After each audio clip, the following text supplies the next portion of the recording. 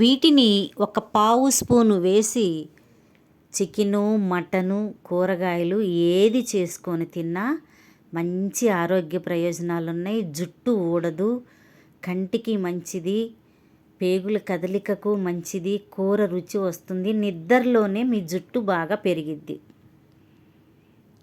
నువ్వులు, గసగసాలు, అల్లము, పచ్చి కొబ్బరి, చిన్నుల్లిపాయ, టమాటా, క్యాప్సికం, పెద్దుల్లిపాయలు. కూర చేసేద్దాం రండి. స్టవ్ వెలిగించి బాండి పెట్టుకొని ఇవి మొత్తం మిక్సీ పట్టుకోవాలి.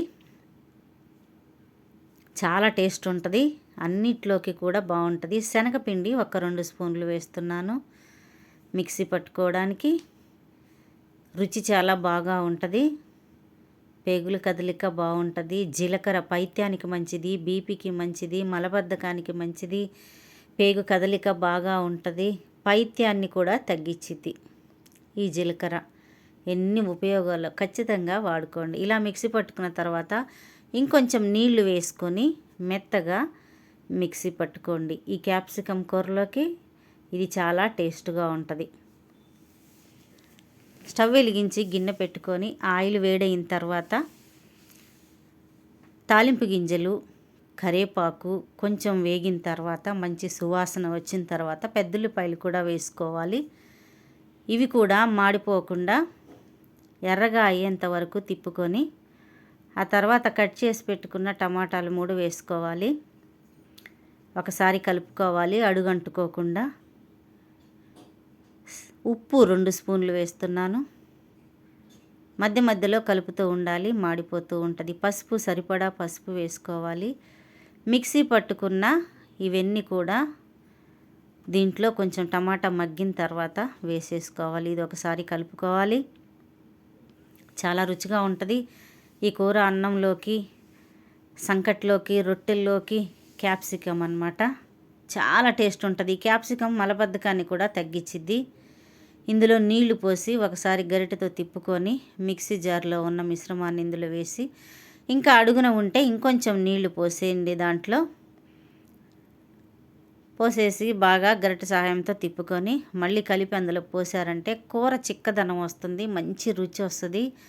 అంతేకాదు నిద్రలేమి సమస్యతో బాధపడే వారికి కూడా ఈ గసగసాలు చాలా ఉపయోగపడతాయి.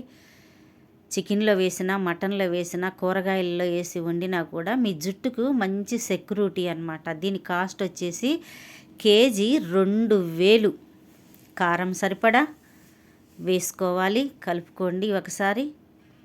ఆన్లైన్లో ఒకేసారి కేజీ కొంటే మాత్రం కొంచెం ఒక 100-200 తగ్గొచ్చు మీకు.